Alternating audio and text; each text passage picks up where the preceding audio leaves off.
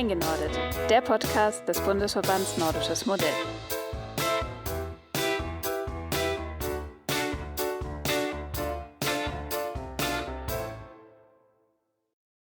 Hello and welcome to Eingenordet, the podcast of the Federal Association Nordic Model.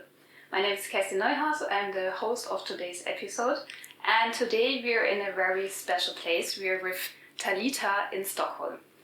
Talita is an NGO, so a non-governmental organization that supports women in prostitution and helps them to get out of prostitution. Its headquarters are here in Stockholm, but they are also active in other countries in Romania, Colombia, Kenya, Mongolia and the Philippines. Sitting next to me are the founders of Talita, Anna Sander and Josephine Appelquist. Dear Anna, dear Josephine, it's great to have you here today and thank you for doing this podcast episode with us. So maybe we could start if you tell us a little bit about yourselves, how you came to the topic and what Talita is doing. Well, my name is Anna Sander and I grew up in a smaller town in Sweden, but I've lived in Stockholm for 25 years, a little bit more than that. And the first time I came in contact with women in prostitution was when I was in Amsterdam.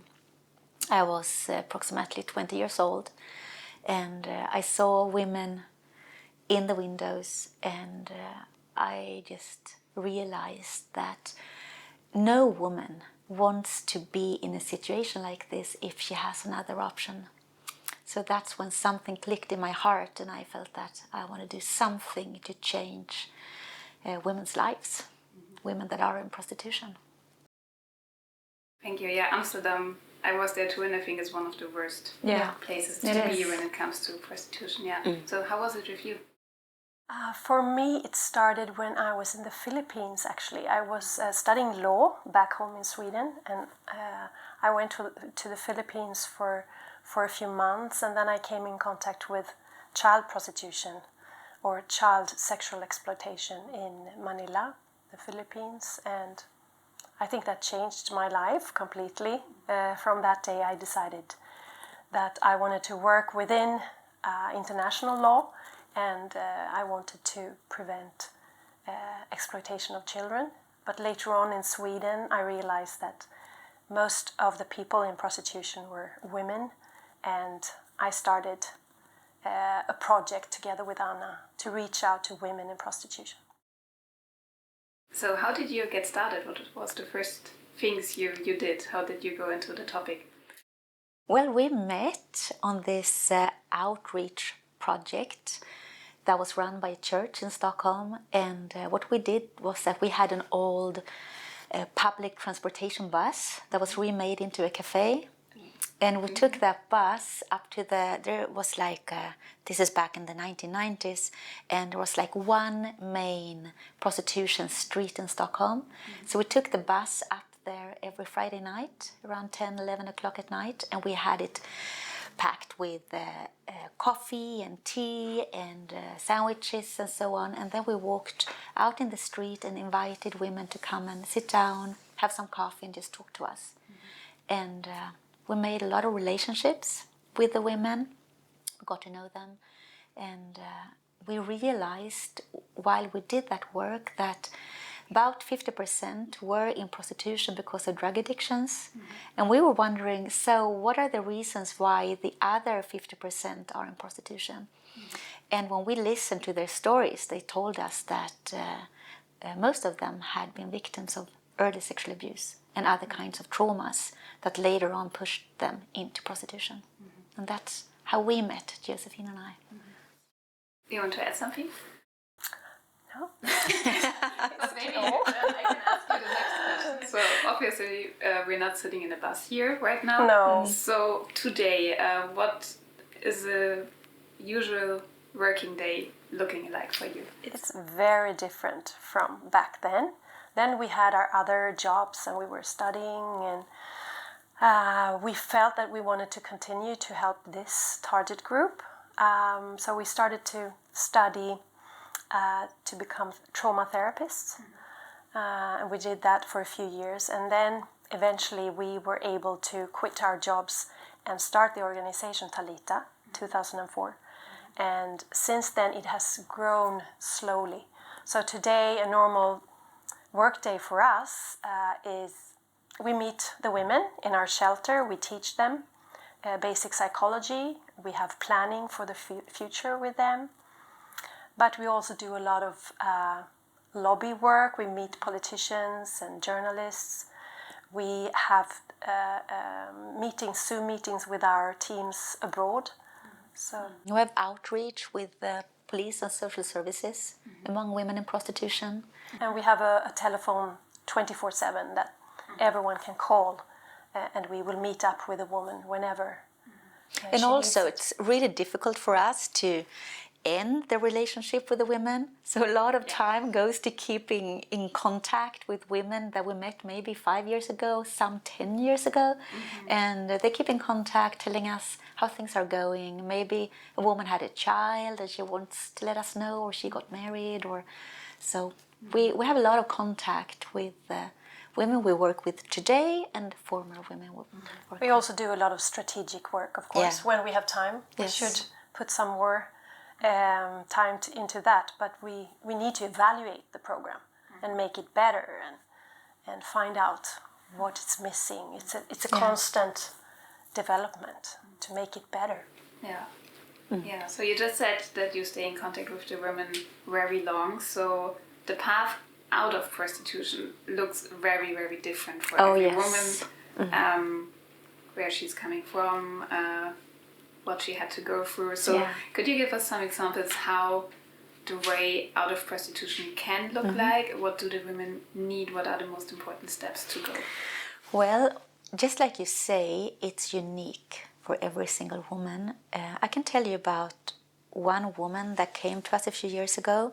She's from Romania, and she had been in quite a few countries in Europe before she came to us. She had been in Brussels, in Switzerland, and in Germany, and a few other countries.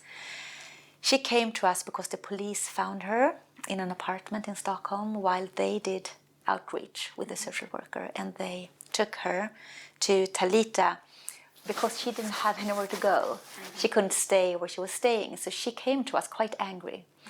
And she said that I love prostitution. And prostitution is for me like eating chocolate. It's something that I need, something that I enjoy doing. We're like, that's fine.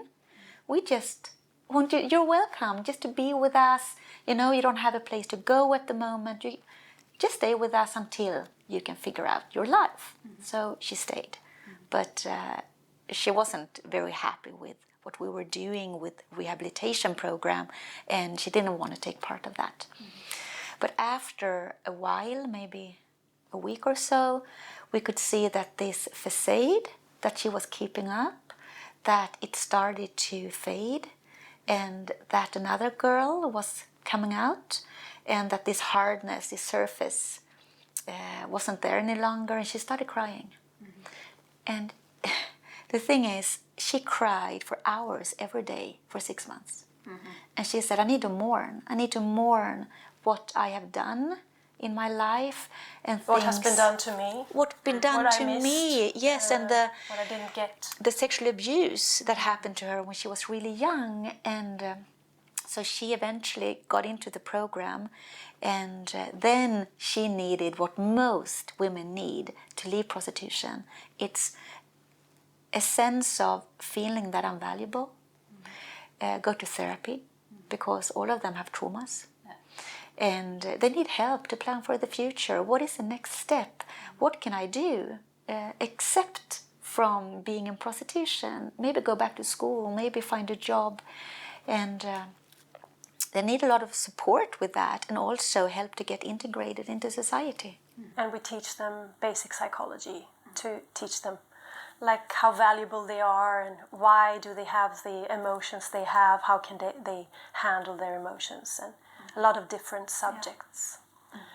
And they have to realize, this is me now, outside of prostitution. This is who I am. And when they find that, they are really empowered. The goal is empowerment. Yeah, because it's like this girl, I remember when she, one afternoon, came running down the stairs, and she came into the kitchen and she said, "Now I remember I love strawberries." And because she had not been asked what she liked for such a long time, so she had pushed back everything because she wasn't used to getting asked what she wanted, what she liked. So it took her quite some time to start to understand I'm allowed to have feelings and emotions and wishes and so on. Yeah, and that needs time because it has been pushed back so long. Yes, exactly. Yeah. It's great to hear that they have the time when they come to you to get back find to, themselves. back to being themselves. Yeah. And also you have to support them financially during that time because, of course, some of them can start working early on, but most of them cannot because of permissions and stuff. So we need to support them financially until they are on their own feet and can support themselves. Yeah, that sounds really, really good, and also similar to what women in Germany tell us. So, I think the problems and what the women need is the same. Yeah, pretty much everywhere. So, as you know, our association tries to bring the Nordic model to be adopted in Germany. And you visited us in Germany, in Bonn, at a conference a couple of years ago and did a workshop there. And I was quite surprised when you told us that when you started your work and the Nordic model was discussed, that you were against the introduction of the Nordic model. So why was this and what happened then? And you obviously changed your mind, so what happened? It was lack of knowledge. It was, we were unexperienced. We had never had a law like that in Sweden. We were not interested enough in finding out what would actually happen if we had a law like that. And so we don't blame anyone who is against now because we were there. Yeah. We've been there. So, but what happened was that a TV team from Germany came to interview us in Stockholm in 1998. And they asked us, how do you feel about this law that they discussed? It was discussed in the parliament. And we said, no, it's not a good idea because we think that it will be hard for us to find the women, to reach out to them. Maybe everything will go underground. We will not be able to talk to the women anymore because prostitution will be gone in the dark somewhere. Yeah. And then we started to talk to the women and asked them what they thought about the law. And they were positive. They said, well, it's great because I hate the Johns, They are not loyal. They don't like the Johns, the sex buyers. They either think that they are stupid or they hate the guys. But they need the money, of course. So they said that it's a good idea because then maybe the police can do something about them. And the society, they have to offer an exit program for me. That's great. That's what I want. I want to have a chance to get into the society. So we realized that the law was a good thing. So and then when the law was adopted, finally in 1999, it was not a problem for us to reach out to the women. Not at all. They were not afraid to be out and to reach out to us and come to the street if they needed to, but the sex buyers were less, a lot less. And the police started to reach out, and then they sent women to Talita. So we were able to meet many more than we had ever met before. Yeah, the prostitution would go into the dark and women couldn't be reached anymore. That's one of the biggest myths flying around. Yes, it is. We have a whole podcast episode only about the myths. The thing is, now when we have worked with this for such a long time, it's so difficult to understand because the police finds the women all the time. Yeah. So if the police can find them, why wouldn't we be able to find them? The sex buyers needs to find them, and then the police can find them. It's like they can't be hidden because they can't be found by the sex buyers. It doesn't really make sense that it would go underground. Yeah, definitely. And then another myth that is told very often is that non-European women, when they are found in prostitution, would be in Sweden would be deported because they are in prostitution. So what do you answer to that? What happens with women in prostitution that are non-European citizens? Well, the thing is, it doesn't really have anything to do with the Nordic model. The thing is, because we haven't had a problem with this for 20 years. It's been working perfectly fine, but lately we have a new government, and the government is more towards that everyone that is not like a Swedish citizen or has a right to stay here because they're a European citizen should be sent out. So they kind of, it's difficult to explain, but they affect the police in the way that the police is a lot more like, okay, It's the border police. the border police, we need to take people out if they're not allowed to be here. If they are undocumented. So they actually have a choice, the border police. They could say that, okay, you're in prostitution, do you have a crime that you want to report? And then by law they could get 30 days permission to talk to the police about the crime or to think about if they want to talk to the police.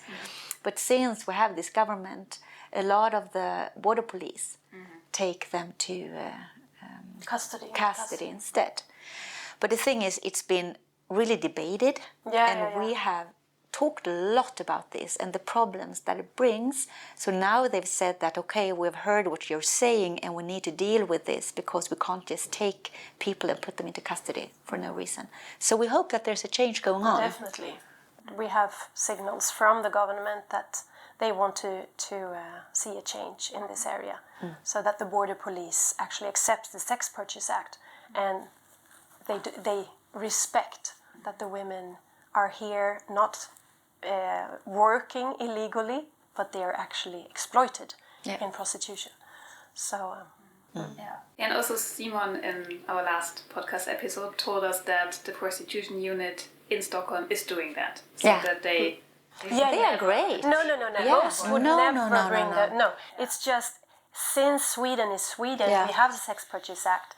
It's a big thing if one woman is brought into custody because we have this law that everyone agrees upon.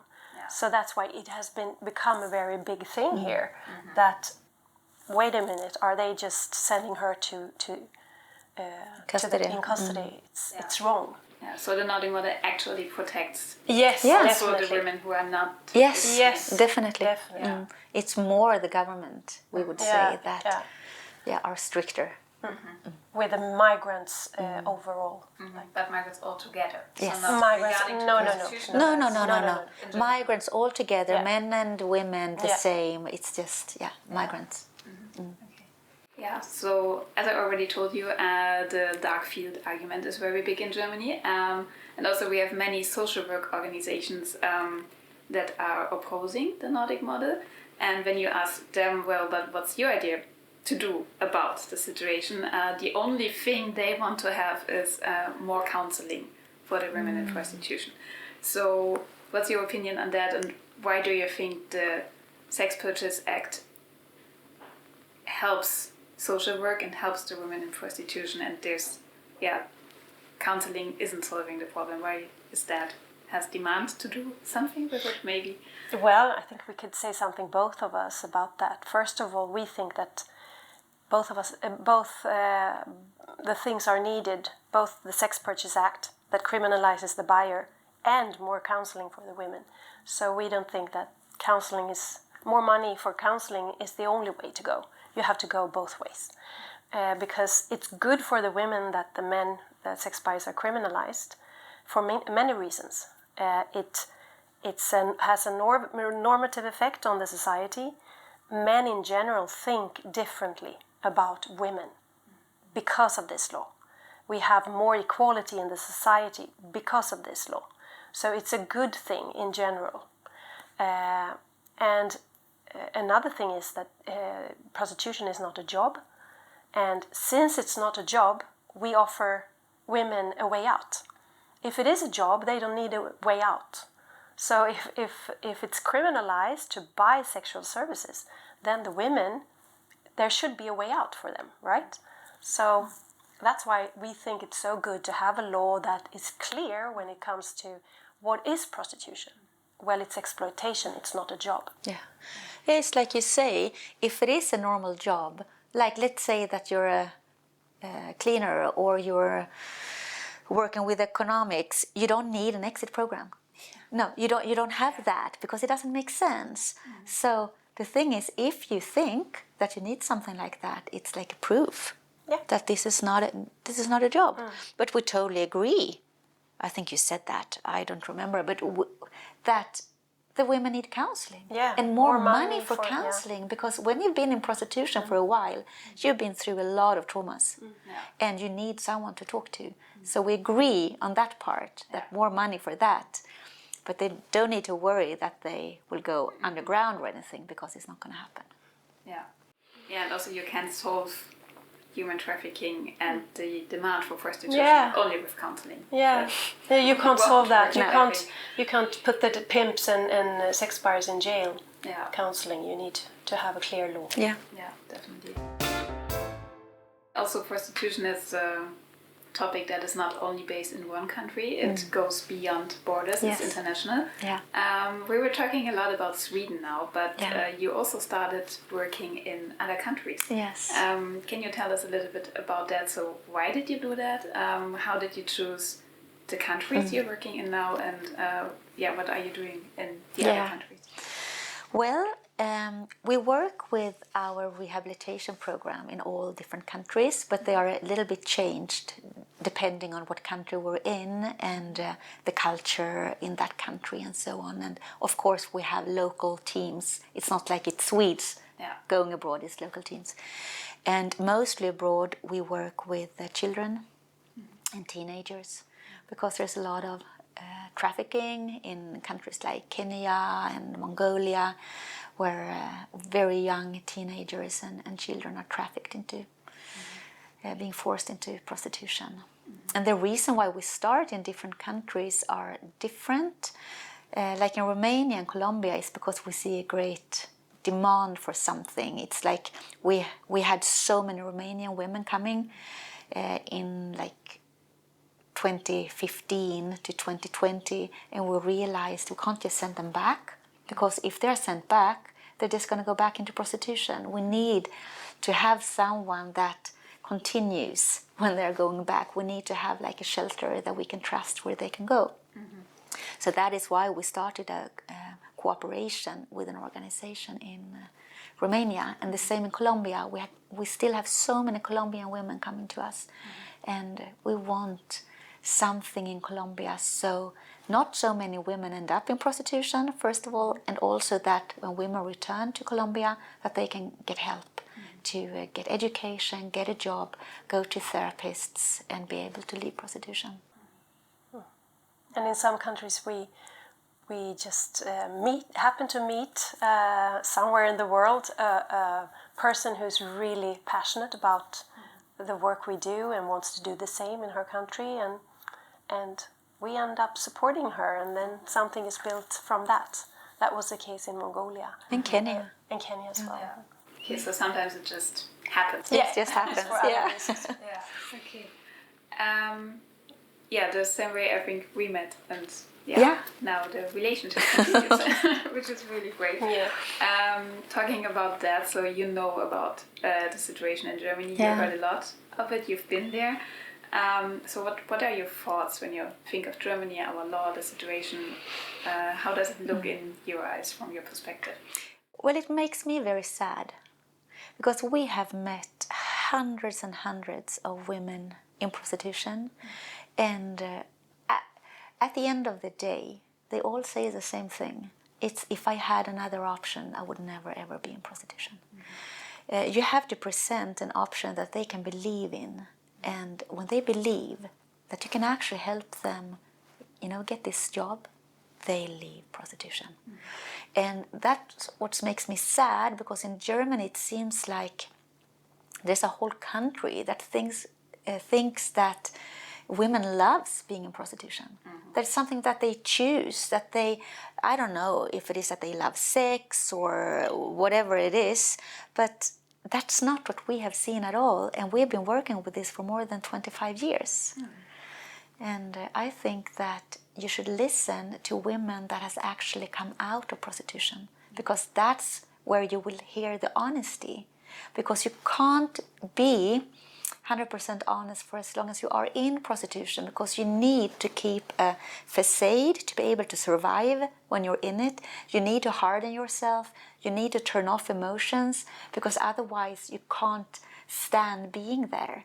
So that's why I think if it's possible in your podcast to later on interview women that has actually left, it's really interesting to hear what they are saying. Yeah, we already have one episode with a woman who got out of prostitution. Good. Yeah, and that was very impressive. And the women in Germany tell us the same. So it's not that they're glad to be in prostitution at all. They don't want to be there. Yeah.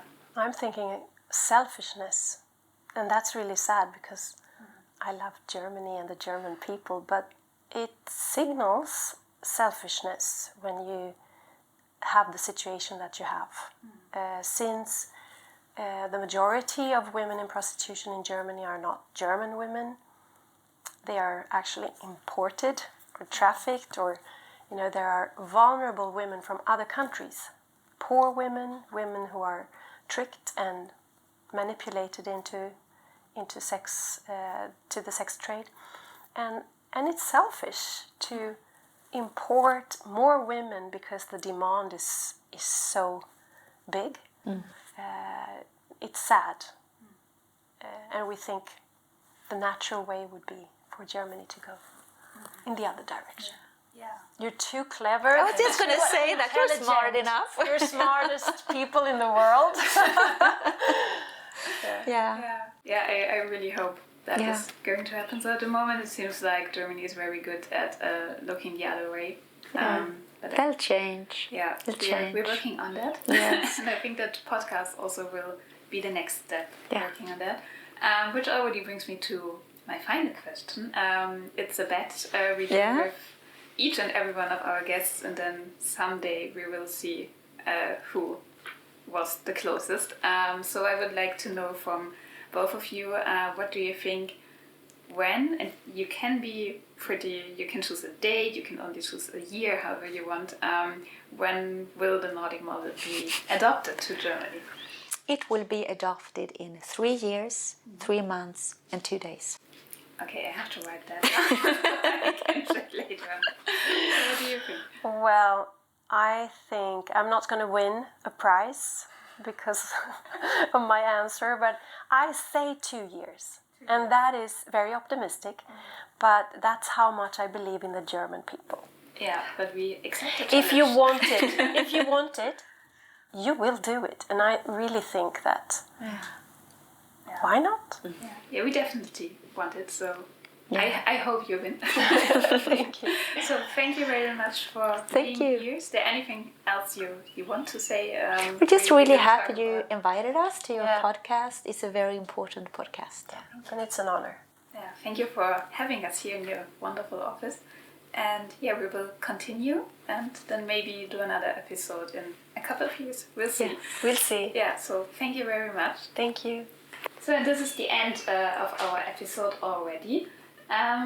As you know, we are working voluntarily, so if you want to support us, to give us your feedback, you can find all the information you need in the show notes. We're also going to connect you to Talita in the show notes, so you can find their website there. Yeah, and please share this episode with your friends. Contact us if you have any questions, and if not, we will see you at the next episode. So thank you and goodbye.